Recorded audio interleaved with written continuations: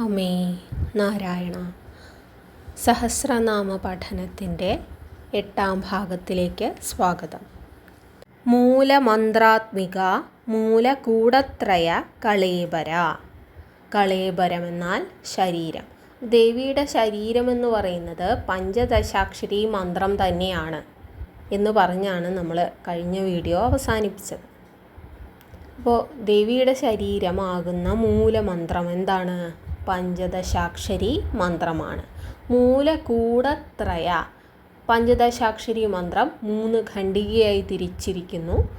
ആദ്യത്തെ ഖണ്ഡിക വാഗ്ഭവകൂടം, 2 മധ്യകൂടം, 3 ശക്തികൂടം. ഈ കൂടങ്ങളുടെ ത്രയം, ഈ കൂടത്രയം ചേർന്ന ശരീരത്തോട് കൂടിയ ദേവി. ത്രയം എന്നാൽ 3. അപ്പോൾ 3 കൂടങ്ങൾ ചേർന്ന ശരീരത്തോടു കൂടിയ ലളിതാംബികാ ദേവി. ഇനി പറയാൻ പോകുന്നത് തന്ത്രവിധിയിലെ 3 സാധനാ മാർഗങ്ങളെ പറ്റിയാണ്. അപ്പോൾ എന്തായി തന്ത്രവിധി? തന്ത്രവിധി എന്ന് പറയുന്നത് ഒരു ഭാരതീയ ശാസ്ത്രശാഖയാണ്.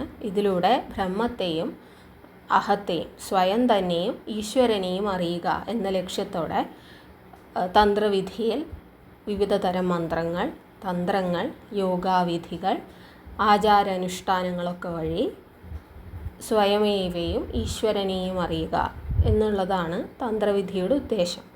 അപ്പോൾ തന്ത്രവിധിയുടെ 3 സാധനാ മാർഗങ്ങളാണ് കൗളമാർഗം അല്ലെങ്കിൽ കുലമാർഗം, കുളമാർഗം എന്ന് പറയുന്ന ശിവശക്തി, ശിവനെയും ശക്തി അഥവാ ദേവിയെയും ആരാധിക്കുന്ന കുളമാർഗം, 2 മിശ്രമാർഗം, 3 സമയമാർഗം. അപ്പോൾ ഈ സാധനാവിധികളെ പറ്റിയാണ് ഇനിയുള്ള വരികളിൽ പറയുന്നത്. നോക്കാം. കുലാമൃതൈകരസിക കുലസങ്കേത പാലിനി. ഇത് കുലാമൃതൈകരസിക എന്നും കുളാമൃതൈകരസിക എന്നും വായിക്കാറുണ്ട്. കുലാമൃതൈകരസിക കുലസങ്കേത പാലിനി അല്ലെങ്കിൽ കുളാമൃതൈകരസിക കുലസങ്കേത പാലിനി. അപ്പോൾ കുളമാർഗം, കൗളമാർഗത്തിൽ രസിക്കുന്നവൾ, കൗളമാർഗത്തിലൂടെ തന്നെ ഭജിക്കുന്നവരിൽ സംപ്രീതയാകുന്ന ദേവി. അപ്പോൾ കൗളമാർഗത്തിൽ എങ്ങനെയാണ് ദേവിയെ ഭജിക്കുന്നത്? കൗളമാർഗം is more of rituals and different practices. അതാണ് കൗളമാർഗം, അതിനാണ് പ്രാധാന്യം കൊടുക്കുന്നത്. ഇനി സമയമാർഗമാണെങ്കിൽ സമയമാർഗം ധ്യാനത്തിന്, മെഡിറ്റേഷനാണ് പ്രാധാന്യം കൊടുക്കുന്നത്. മെഡിറ്റേഷനിലൂടെ ഈശ്വരനെ അറിയുക എന്നുള്ളതാണ് സമയമാർഗത്തിൽ, അതിനാണ് പ്രാധാന്യം. അപ്പോൾ കുളമാർഗത്തിൽ രസിക്കുന്നവൾ കുളസങ്കേത പാലിനി. കുളസങ്കേതം എന്ന് പറയുന്നത് ഈ കുളമാർഗത്തിലുള്ള ആചാരാനുഷ്ഠാനങ്ങളെല്ലാം തന്നെ ഒരു ഗുരുവിൽ നിന്ന് നേരിട്ട് പഠിക്കണം. അതല്ലാത്ത മാർഗത്തിലൂടെ ഒന്നും പഠിക്കാൻ പാടില്ല. അതൊരു സാധനയാണ്. അത് ഗുരുവിൽ നിന്ന് നേരിട്ട് പഠിക്കേണ്ട കാര്യമാണ്. അപ്പോൾ കുളസങ്കേതത്തിലെ ആചാരാനുഷ്ഠാനങ്ങളെല്ലാം തന്നെ വളരെ രഹസ്യമാണ്. അത് ആ ഗുരുവിൽ നിന്ന് മാത്രം നമ്മൾ പഠിക്കേണ്ട കാര്യങ്ങളാണ്.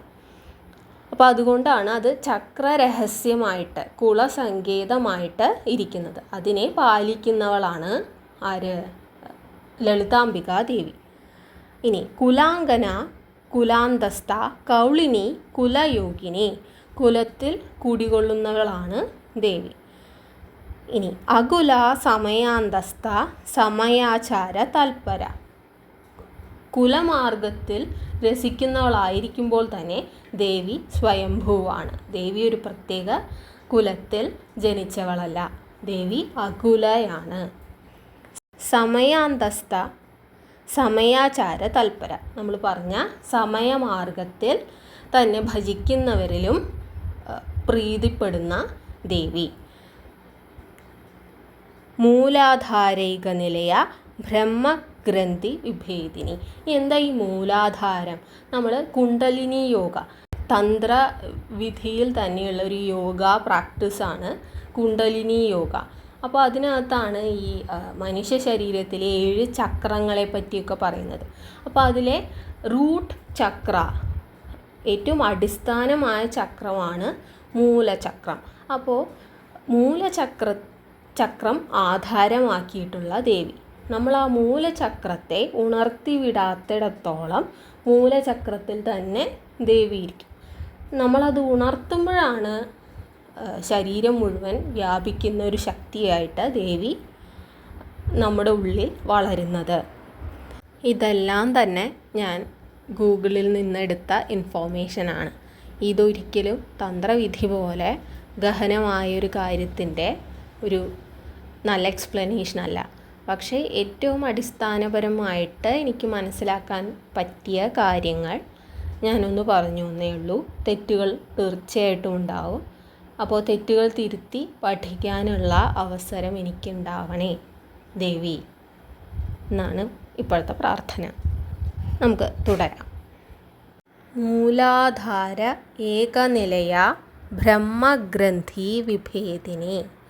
മൂലാധാര ചക്രം എന്താണെന്ന് നമ്മൾ പറഞ്ഞു. ശരീരത്തിൻ്റെ റൂട്ട് ചക്ര, അടിസ്ഥാന ചക്രം ആണ് മൂലാധാര ചക്രം എന്ന് പറഞ്ഞാണ് നമ്മൾ അവസാനിപ്പിച്ചത്. അപ്പോൾ ശരീരത്തിൻ്റെ 7 ചക്രങ്ങൾ ഏതൊക്കെയാണ്? ഈ ചക്രാസ് എന്നുള്ളത് കൊണ്ട് ഉദ്ദേശിക്കുന്നത് 7 എനർജി പോയിൻറ്റ്സ്, എനർജി സെൻറ്റേഴ്സിനെയാണ് കുണ്ടലിനി യോഗയിലും താന്ത്രിക വിധിയിലും ഒക്കെ 7 ചക്രങ്ങൾ എന്ന് പറയുന്നത്. അപ്പോൾ 7 ചക്രങ്ങൾ ഏതൊക്കെയാണെന്ന് നോക്കാം. അടിസ്ഥാന ചക്രം, ദ റൂട്ട് ചക്ര, മൂലാധാര ചക്ര, അതിനു മുകളിലായിട്ട് സ്വാധിഷ്ഠാന ചക്ര, മണിപൂര ചക്ര, അനാഹത ചക്ര, വിശുദ്ധ ചക്ര, ആജ്ഞാചക്ര, സഹസ്രാര ചക്ര. ഇതാണ് 7 ചക്രങ്ങൾ. ഇത് മൂലാധാര ചക്രത്തിൽ നിന്ന് മുകളിലേക്കാണ് ഈ ചക്രങ്ങൾ സ്ഥിതി ചെയ്യുന്നത്. ഈ ചക്രങ്ങൾക്കിടയിൽ സ്ഥിതി ചെയ്യുന്നതാണ് 3 ഗ്രന്ഥികൾ. മൂലാധാര ചക്രത്തിനും സ്വാധിഷ്ഠാന ചക്രത്തിനും ഇടയിലുള്ളതാണ് ബ്രഹ്മഗ്രന്ഥി. മണിപൂര ചക്രത്തിനും അനാഹത ചക്രത്തിനും ഇടയിലുള്ളതാണ് വിഷ്ണുഗ്രന്ഥി. വിശുദ്ധ ചക്രത്തിനും ആജ്ഞാചക്രത്തിനും ഇടയിലുള്ളതാണ് രുദ്രഗ്രന്ഥി. ഇതിനെ സൈക്കിക് നോട്ട്സ് അല്ലെങ്കിൽ ബ്ലോക്കേജുകൾ എന്ന് പറയുന്നു. അതായത് കുണ്ടലിനി ശക്തി മൂലാധാരത്തിൽ നിന്ന് സഹസ്രാര ചക്രത്തിലേക്ക് എത്തുന്നതിനിടയിൽ അതിനെ ബ്ലോക്ക് ചെയ്ത് വയ്ക്കുന്ന, തടഞ്ഞു നിർത്തുന്ന ഗ്രന്ഥികളാണത്രേ ബ്രഹ്മഗ്രന്ഥി, വിഷ്ണുഗ്രന്ഥി, രുദ്രഗ്രന്ഥി. അപ്പോൾ കുണ്ടലിനി ശക്തി ഈ ബ്ലോക്കുകളെ തകർത്തുകൊണ്ടാണ് സഹസ്രാര ചക്രത്തിലേക്ക് എത്തുന്നത്. അപ്പോൾ ഇത്രയും അടിസ്ഥാനപരമായി അറിഞ്ഞിരുന്നു കഴിഞ്ഞാൽ ഇനിയുള്ള വരികൾ വായിച്ച് മനസ്സിലാക്കാനായിട്ട് എളുപ്പമായിരിക്കും എന്ന് കരുതുന്നു. ഈ പറഞ്ഞതെല്ലാം തന്നെ അടിസ്ഥാനപരമായി ഉള്ള ചെറിയ ഒരു അറിവ് മാത്രമാണ്. ഇതിനെക്കുറിച്ച് കൂടുതൽ സംസാരിക്കാൻ ഞാൻ ആളല്ല. ഇപ്പോൾ പറഞ്ഞ കാര്യങ്ങളിൽ പോലും ചില പിഴവുകൾ ഉണ്ടാവാൻ സാധ്യതയുണ്ട്. അപ്പോൾ ആ പിഴവുകൾ മാറ്റി ഇനിയും കൂടുതൽ പഠിക്കാനുള്ള അവസരം ഉണ്ടാവണേ എന്ന് പ്രാർത്ഥിച്ചുകൊണ്ട് നമുക്ക് തുടരാം. മണിപൂരാന്തരുദിത വിഷ്ണുഗ്രന്ഥി വിഭേദിനി. നമ്മൾ പറഞ്ഞ മണിപൂര ചക്രം, ദേവി മൂലാധാര ചക്രത്തിൽ നിന്ന് ഉയർന്ന് മണിപൂര ചക്രത്തിലേക്ക് എത്തിയിരിക്കുകയാണ്. മൂലാധാര ചക്രത്തിന് ശേഷമുള്ളത് സ്വാധിഷ്ഠാന ചക്രമാണ്. അതിനു മുകളിലാണ് മണിപൂര ചക്രം ഉള്ളത്. അപ്പോൾ മൂലാധാര ചക്രത്തിൽ നിന്ന് ഉയർന്ന് മണിപൂര ചക്രത്തിലേക്ക് ദേവി എത്തിയിരിക്കുകയാണ്. അവിടെ എത്തുമ്പോൾ ദേവി എന്തിനെ ഭേദിക്കുന്നു? വിഷ്ണുഗ്രന്ഥിയെ ഭേദിക്കുന്നു. അപ്പോൾ ആദ്യം തന്നെ മൂലാധാര ചക്രത്തിൽ നിന്ന് ഉയരുന്ന സമയത്ത് ആരെ ഭേദിച്ചു കഴിഞ്ഞു? ബ്രഹ്മഗ്രന്ഥിയെ ഭേദിച്ചു കഴിഞ്ഞു. ഇനി മണിപൂരാന്ത ചക്രത്തിലേക്ക് എത്തുമ്പോഴേക്കും വിഷ്ണുഗ്രന്ഥിയെയും ഭേദിക്കുന്നു. ഇനി എന്ത് സംഭവിക്കുന്നു? ആജ്ഞാചക്രാന്തരാലസ്ഥ രുദ്രഗ്രന്ഥി വിഭേദിനി. അവിടെ നിന്നും ഉയർന്ന് ആജ്ഞാചക്രത്തിലെത്തുമ്പോഴേക്കും ആരെയും ഭേദിക്കുന്നു? രുദ്രഗ്രന്ഥി കൂടെ ഭേദിക്കുന്നു. വിശുദ്ധ ചക്രത്തിനും ആജ്ഞാചക്രത്തിനും ഇടയിലാണ് രുദ്രഗ്രന്ഥിയുള്ളത്. ആ രുദ്രഗ്രന്ഥിയെ കൂടെ ദേവി ഭേദിച്ചു കഴിഞ്ഞു. ഇനി ആജ്ഞാചക്രത്തിനു മുകളിൽ എന്തുണ്ട്? സഹസ്രാര ചക്രമുണ്ട്. അവിടേക്കാണ് ഇനി ദേവി പരാശക്തിയുടെ യാത്ര. നമുക്ക് നോക്കാം. സഹസ്രാരാംബുജ ആരൂഢ സുധാ സാരാഭിവർഷിണി. സഹസ്രാരാംബുജം, ഈ 7ാമത്തെ ചക്രമായ സഹസ്രാര ചക്രത്തെ ഒരു അംബുജം, ഒരു താമരയുടെ രൂപമാണ് അതിന് എന്ന് പറയുന്നു. സഹസ്രദള പത്മം പോലെ വിടർന്നു നിൽക്കുന്ന സഹസ്രാര ചക്രത്തിലേക്ക് അതിനോട് ചേരുന്ന പരാശക്തി. അപ്പോൾ പരമാത്മാവും പരാശക്തിയും ചേരുന്ന ആ പോയിൻ്റാണ് എന്ത്? സഹസ്രാര ചക്രം എന്ന് പറയുന്നത്. അപ്പോൾ ശിവനും ശക്തിയും ചേർന്നാൽ എന്താണ്? അതെ, മാസാണ്. അപ്പോൾ അവിടെ എത്തുമ്പോൾ എന്ത് സംഭവിക്കുന്നു? സുധാ സാരാഭിവർഷിണി, അമൃത് മഴ പെയ്യുന്നു. ആ അമൃത് മഴയിൽ ആനന്ദചിത്തയായിരിക്കുന്ന സാക്ഷാൽ പരാശക്തി. തടില്ലത സമരുചി ഷഡ്ചക്രോ ഉപരി സംസ്ഥിത. തടില്ലത സമരുചി ഷഡ്ചക്രോപരി സംസ്ഥിത. തടി എന്നാൽ മിന്നൽ, മിന്നലടിക്കുക, തടി. ലത, ലത എന്നാൽ വള്ളിച്ചെടി. നമ്മൾ തുടക്കത്തിലൊരിക്കൽ പറയുണ്ടായി, ദേവിയുടെ നാഭിക്കുഴിയിൽ നിന്ന് വളരുന്ന ലതയിലുണ്ടായ ഫലങ്ങളാണ് ദേവിയുടെ സ്തനങ്ങൾ എന്ന് പറഞ്ഞെടുത്ത ഈ ലത റെഫറൻസ് ഉണ്ടായിരുന്നു. ഇപ്പോൾ തടി ലത സമരുചി ഷഡ്ചക്രോ ഉപരി സംസ്ഥിത. ദേവിയുടെ ശരീരത്തിൻ്റെ പ്രകാശം എപ്രകാരമുള്ളതാണ്? മിന്നൽ പിണർ ഒരു വള്ളിച്ചെടിയായി പരിണമിച്ചാൽ അതിന് എത്രത്തോളം പ്രകാശമുണ്ടാവും? അത്രത്തോളം പ്രകാശമുള്ള ആളാണ് ആര്? ലളിതാംബിക ദേവി, പരാശക്തി. ആ പരാശക്തി എവിടെ സ്ഥിതി ചെയ്യുന്നു? ഷഡ്ചക്രങ്ങൾക്കും മുകളിൽ. നമുക്ക് 7 ചക്രങ്ങളുണ്ടെന്ന് പറഞ്ഞു. അതിൽ 6 ചക്രങ്ങൾക്ക് മുകളിലാണ് സഹസ്രാര ചക്രം. അവിടെയാണ് ദേവി സ്ഥിതി ചെയ്യുന്നത്. അതുകൊണ്ട് ഷഡ്ചക്രോ ഉപരി, ഷഡ്ചക്രം 6 ചക്രങ്ങൾക്കും മുകളിലായി സ്ഥിതി ചെയ്യുന്ന ദേവി പരാശക്തി. മഹാശക്തി കുണ്ഡലിനി ബിസതന്തു തനീയസി. ആസക്തി, മഹാശക്തി.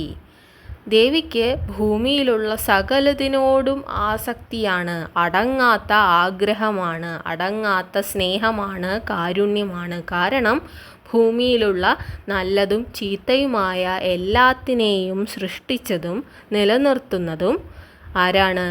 അമ്മ പരാശക്തിയാണ്. അതുകൊണ്ട് തന്നെ ദേവി ആസക്തിയാണ്. ഇനി കുണ്ഡലിനിയാണ്. നമ്മൾ കുണ്ഡലിനി ശക്തിയുടെ യാത്രയാണ് വിവരിച്ചത്. കുണ്ഡലിനി ശക്തിയായി മൂലാധാരത്തിൽ നിന്ന് സഹസ്രാര ചക്രത്തിലേക്ക് യാത്ര നടത്തി. സഹസ്രാര ചക്രത്തിലുള്ള പരമാത്മാവുമായി ചേരുന്നത് ആരാണ്? സാക്ഷാൽ പരാശക്തി തന്നെയാണ്. അപ്പോൾ ദേവി കുണ്ഡലിനി എന്നും അറിയപ്പെടുന്നു. ബിസതന്തു തനീയസി. ഇനി ദേവിയുടെ ശരീരം തനീയസി പ്രകാരമുള്ളതാണ്. ബിസതന്തു, ഇതാണ് ഈ ബിസതന്തു. താമര നൂലിനോളം നേർത്ത ശരീരമുള്ളവളാണ് ആര്? ദേവി പരാശക്തി. ഇന്നിപ്പോൾ തന്ത്രവിധിയെപ്പറ്റിയും ശരീരത്തിലെ 7 ചക്രങ്ങളെപ്പറ്റിയും തന്ത്രവിധിയിലെ സാധനാമാർഗങ്ങളെപ്പറ്റിയൊക്കെ ആയിട്ട് നമ്മൾ കുറച്ച് കൂടുതൽ കാര്യങ്ങൾ പഠിക്കുകയുണ്ടായി. ഇതൊരു തുടക്കം മാത്രമാണ്. നമ്മളിപ്പോഴും ആ സാഗരത്തിൻ്റെ കരയിലിരുന്ന് ഇങ്ങനെ നോക്കിയിരിക്കുകയാണ്.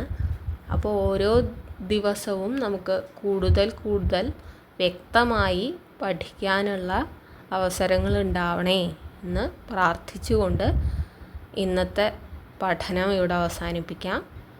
അടുത്തൊരു വീഡിയോ ആയിട്ട് കാണാം. നന്ദി. അമ്മേ നാരായണ.